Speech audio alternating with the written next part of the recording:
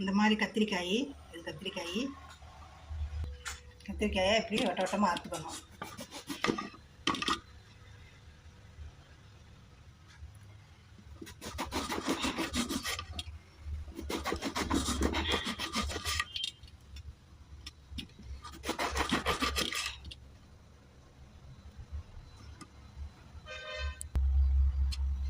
மஞ்சள், உப்பு,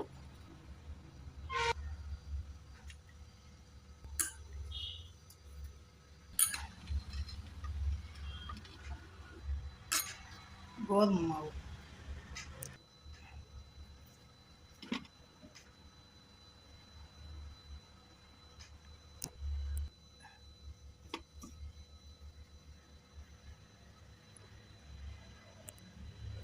இந்த மாதிரி கோதுமை மாவு அப்ளை பண்ணிவிட்டு ஒரு 10 நிமிஷம் வச்சிடணும். 10 நிமிஷம் வச்சுட்டா இதோட கத்திரிக்காயோட தண்ணியில் கோதுமை மாவு நனைஞ்சி அதுக்கு பின்னாடி தான் வறுக்கணும்.